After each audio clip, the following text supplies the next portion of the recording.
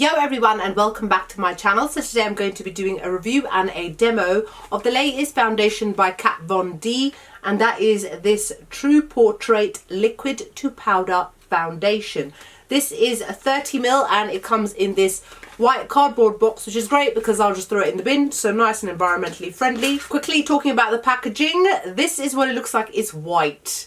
And I'll be really honest with you guys, when it comes to foundation, like the packaging, white is probably the one colour I hate it being because, well, it gets dirty very easily and you can get foundation all over it. Now, it's got a very kind of matte sort of packaging along with the usual Kat Von D gothic kind of design.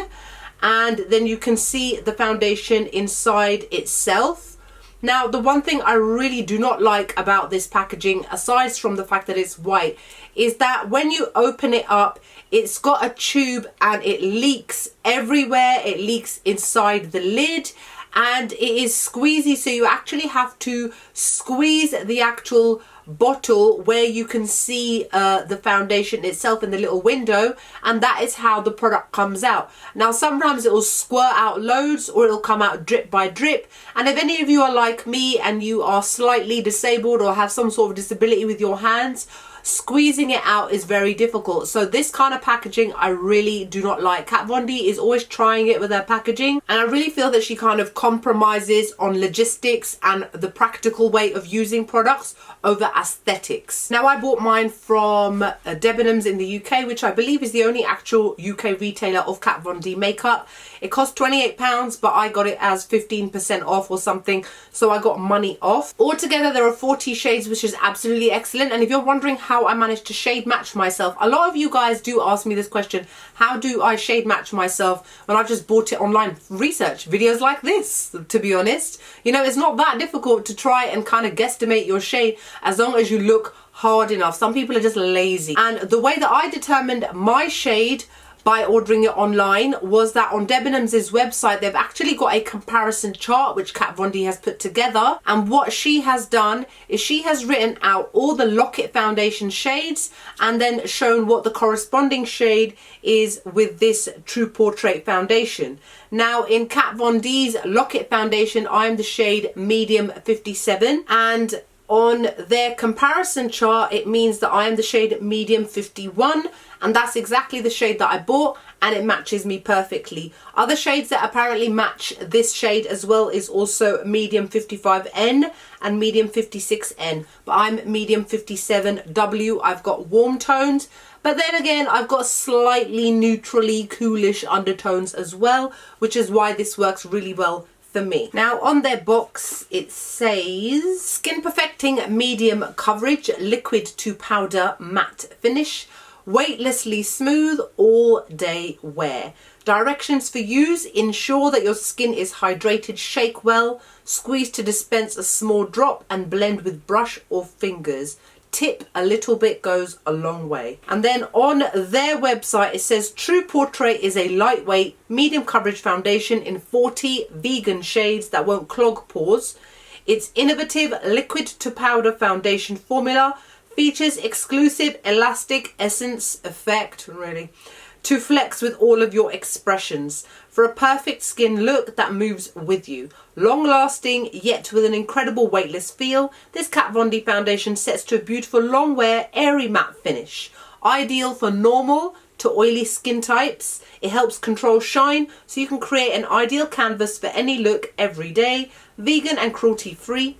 It weighs 30ml, which is the standard amount for most foundations. Now, what are my thoughts about this? Now, I was very intrigued. Liquid to powder foundation. Does that mean that I'm not supposed to set it? Wrong. I still have to set this because unfortunately, if I don't, I am likely to become shinier a lot sooner. I would definitely say that it's more medium to full buildable coverage rather than medium coverage, because I find that this is very, very pigmented. The same way that the Lock-It foundation is incredibly pigmented, so is this, but the difference is obviously in the texture. It's very, very runny, and you must shake it like they said in order to make all the ingredients mix together. Otherwise, it will come out watery and it will not perform to its best ability on your face. So you really do have to shake it. You can hear that little thing, whatever that thing, that nail polish thing is called, a ball. and you really do have to mix it all together because it is very, very runny. Now, a little bit definitely goes a long way, more so because of the fact that it is so pigmented. It is really easy to build up. If you want to have more medium sheer coverage, definitely use a tiny little bit and then see how you like the coverage it has on your face, whether you decide to use more or less. Now, in terms of it saying that it's got an elastic essence effect to flex with all your expressions, well, I would expect that of all foundations, to be honest. I don't expect a brand to be telling me something like this as if it's some innovative new thing. No matter how your face moves, unless you're a statue, all foundations should move with your face, and generally all foundations tend to do that anyway. So I don't understand why they're adding it in here like it's a plus point, like it's like that with most foundations. Long lasting, yet with an incredibly weightless feel. I would definitely say that it is very, very light, very airy and very weightless, like they have said. But in terms of it being long lasting, I would say that it probably gets up to about hour 10 to 12 before it starts to separate all over my face, literally everywhere from my chin to my T-zone, everywhere, and it also starts to look shiny on me. However, 10 to 12 hours for me is not so bad, so I would actually say that it works pretty well considering the quality and the texture of the product. It is very runny. The runnier a foundation, the more likely it is to move around on your face a lot sooner. I've got normal to combination skin on their website. It says it's ideal for normal to oily skin types.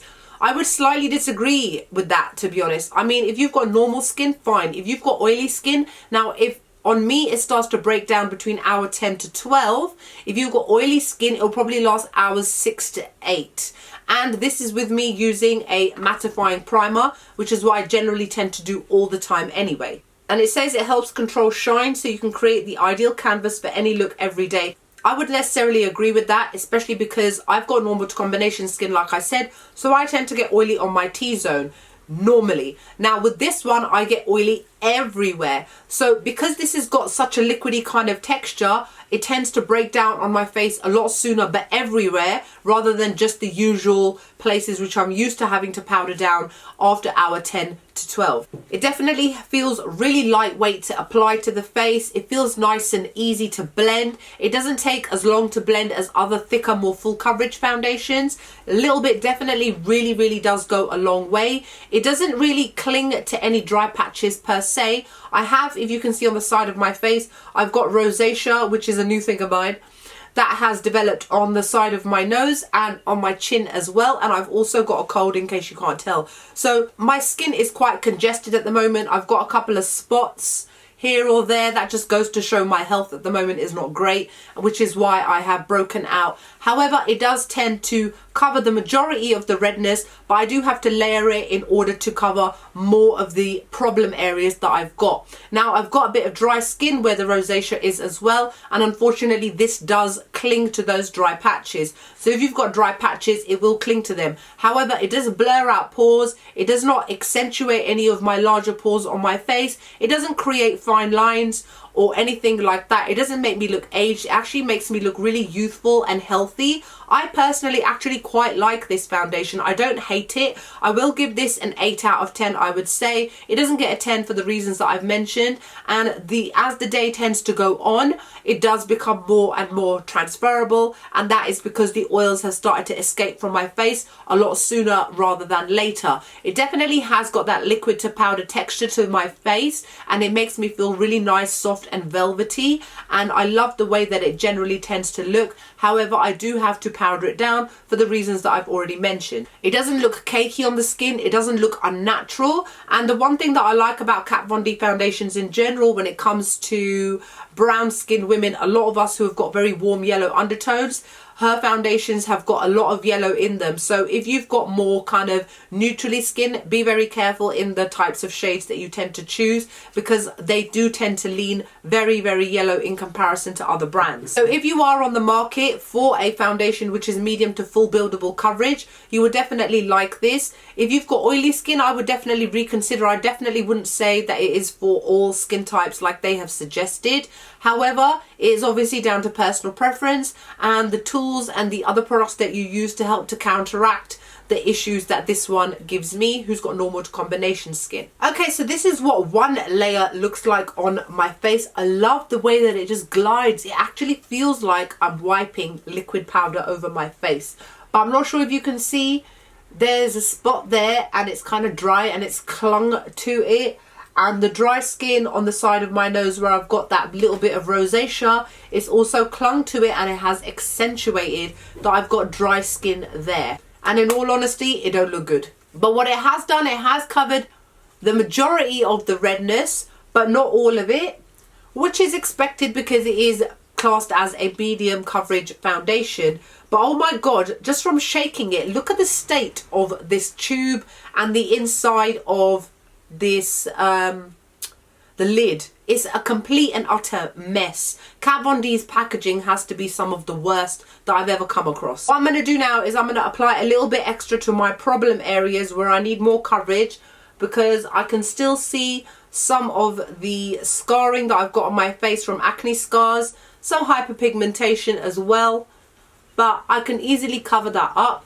It's got a slightly strange smell to it. I can't describe it. It's almost like baby powder mixed with some sort of cream. I don't know. It's a little bit weird. Putting a blob more onto my face just to give it that extra bit of coverage, and on my chin area. The thing is, I don't like to build up foundations too much because I just find that the more you apply it, the more likely it is to start to break down because there's too much stuff on your face. But I do like the way it feels. It doesn't feel sticky or anything like that. It doesn't really come off on the hands too much. It does definitely dry down to a powder finish like they've suggested, which I love about this foundation. But the only thing is that I would say set it regardless, just because at the end of the day it is still a liquid product regardless of what it's called or how it sets. And you definitely need it to help you in terms of how long it's going to last throughout the day. Here you can see the foundation with 1.5 layers. The colour looks nice. It suits me very nicely. And I've got no tan at the moment. So what I'm going to do now is I'm going to do the rest of my face and then I will be back to finish off my review. Okay, so I am back and the rest of my makeup is complete. As you can see, the colour and everything looks great. It feels like velvet on my skin. It feels lovely. But like I said before, I would still suggest setting it. I just used my usual Nabla Close Up Smoothing Pressed Powder in the shade Medium, which is what I've been using for the past few months. Nearly finished, and that's what I use to set my makeups, just so that it helps with longevity and that sort of thing. I don't find that the colour oxidizes at all. It stays true to colour, which is excellent. It's just those few little reasons, which is why I'm giving it an 8 out of 10, is because here you can really see, if I move up close a bit more, you can see the dryness from the rosacea, and the foundation has really clung onto it and really grabbed hold of it, which is one thing that I don't like about this, because it doesn't have that moisturizing emollient effect that many other foundations may have, and they actually mask dry skin. This one really does cling to them, and it may be because of the fact that it is liquid to powder, so the powderness in it, or the powderiness in it, if that's a word, actually really kind of clings onto it and makes it a lot more obvious.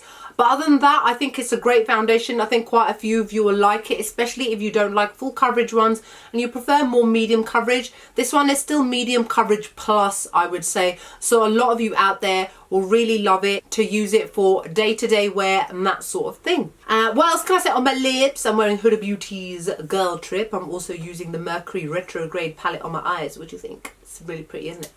And that's it for my review. Hope you guys are wonderful and great. Make sure that you like, comment and subscribe, and I'll see you all in the next video.